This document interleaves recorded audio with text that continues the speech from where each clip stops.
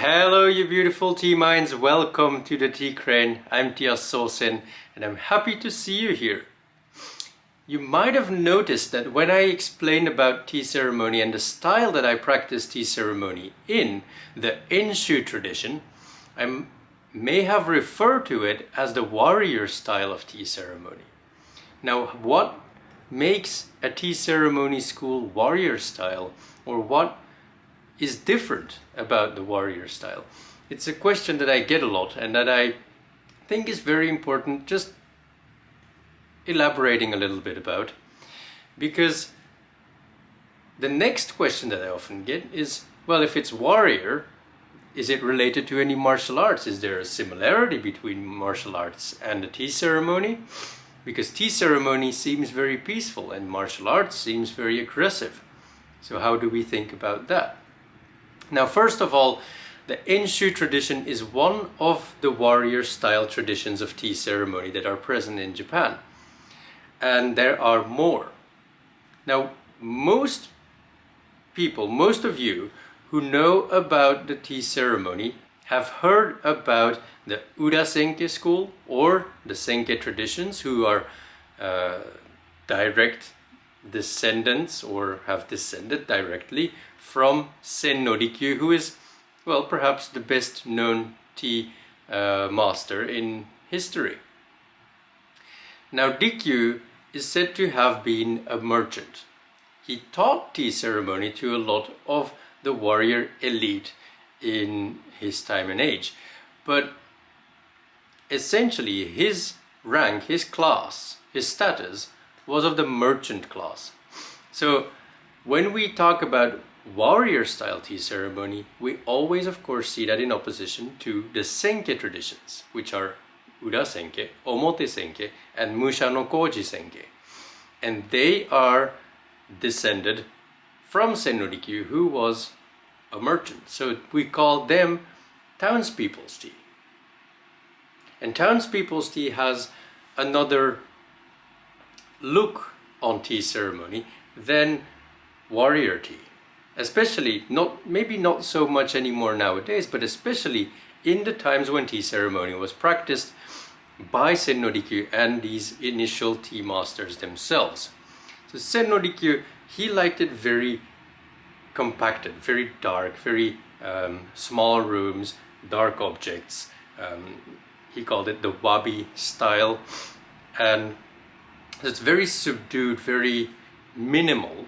It is actually said that Sen no Rikyu didn't choose tea ceremony utensils for how special they were.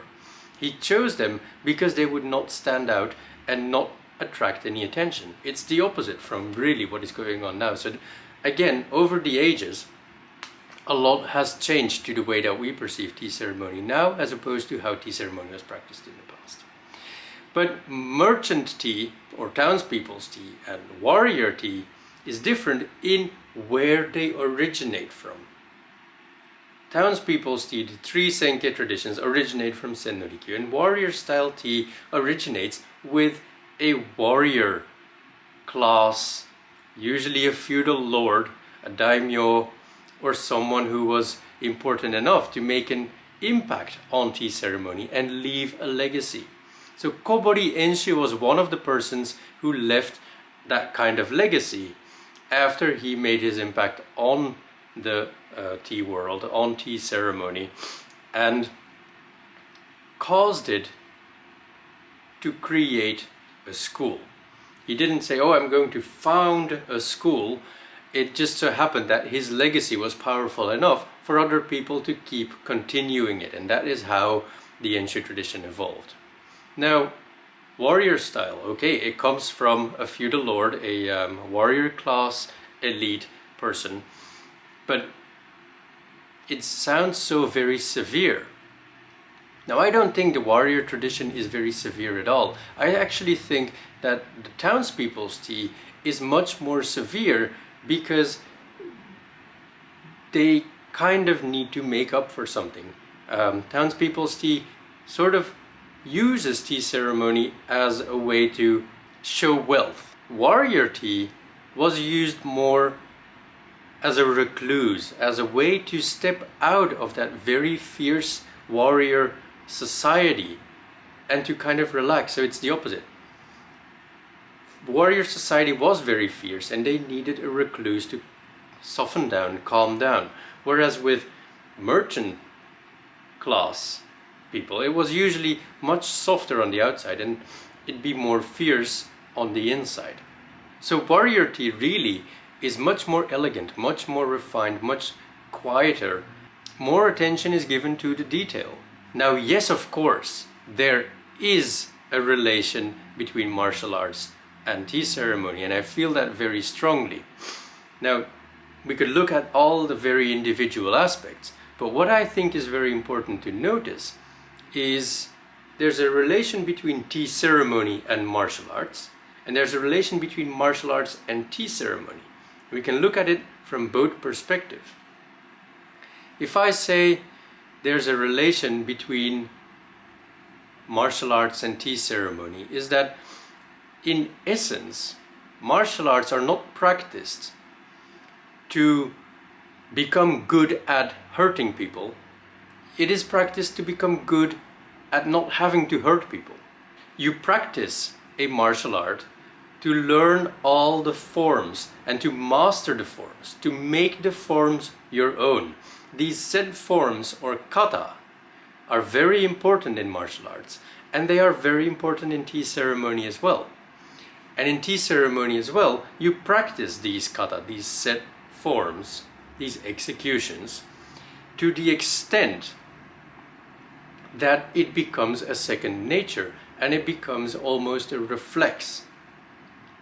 So practicing this diligently, becoming able to use your body in a way that you choose and you train yourself in, and to make that way sort of your own. In the beginning, you learn the forms and you imitate them, but then gradually those forms will become part of you, and then those forms will become you. There is no connection between learning and executing anymore. There is just that form that is now a part of you, that not only in tea ceremony but also in everyday life is naturally what you do. The same goes for how you train yourself in martial arts, how you hold your posture, the reflexes that you have to certain things, the alertness and the awareness with which you do things. All these things are similar in tea ceremony. Now also we need to look at it from the other side, because the Enshu tradition, being a warrior style tea ceremony tradition, of course has a warrior mindset, a martial arts mindset embedded into it. And it's not as prevalent anymore these present days, but it was apparently very present with the previous generations, where, just to give an example, in our tradition, we always have something in our hand, be it a tea scoop, or a silk napkin, or a tea caddy, or a tea bowl. We are hardly ever empty-handed. And what this allows us to do is to, when suddenly a guest or someone from outside becomes an attacker, we always have something in our hands to defend ourselves with. With a tea scoop, we could try to par an attack.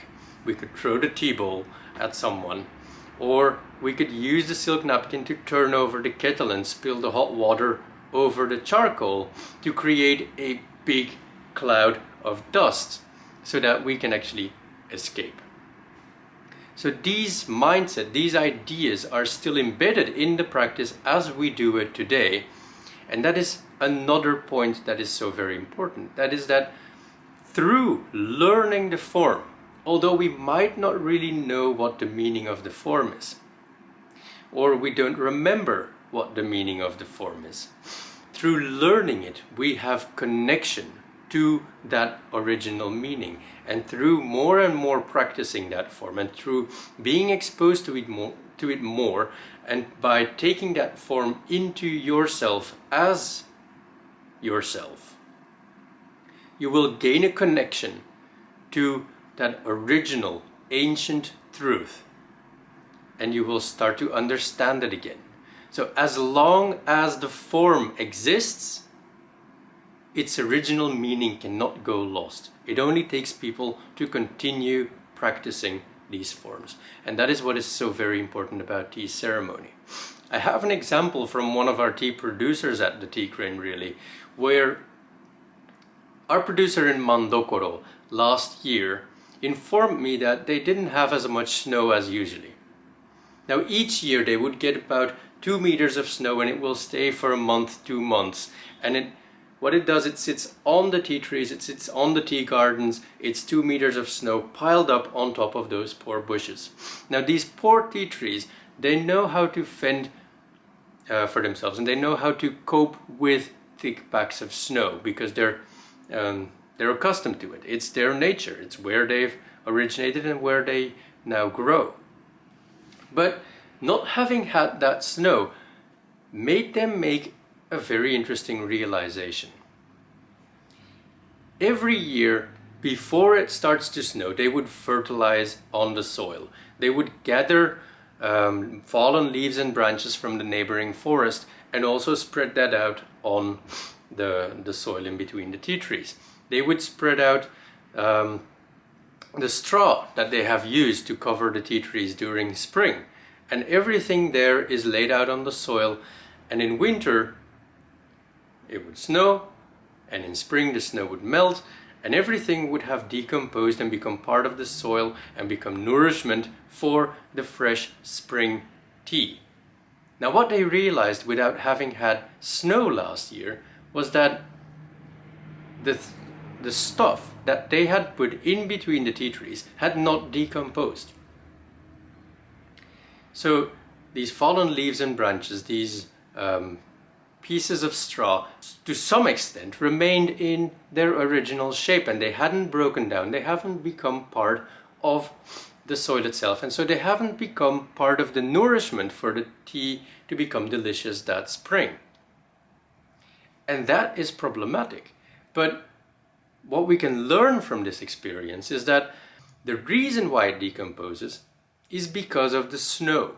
Having had a year without snow, it's a reminder that that same practice, continuing doing this every year, that practice has the purpose of fertilizing, and that the snow has a function in it. So these ancient wisdoms, these ancient ideas about how nature works and how we cooperate with it, they continue to exist because we continue to practice. And as long as we continue to practice, through some adjustments or some alterations or some insights, we gain information about that practice. And so I thought that was such a very beautiful thing. So the same goes for tea ceremony, the same goes for martial arts. As long as we keep practicing these set forms, the wisdom will continue to exist and we have access to it. So that is why I invite you to learn tea ceremony. If you are interested to start learning tea ceremony, then of course don't forget to check out my online tea ceremony course. I'm sure you will find a lot of meaning and value in it, so I hope to see you on the inside. Check out the link in the description below, and of course don't forget to like, subscribe to the channel, click the bell button to get updated on new notifications, and I hope to see you in another video.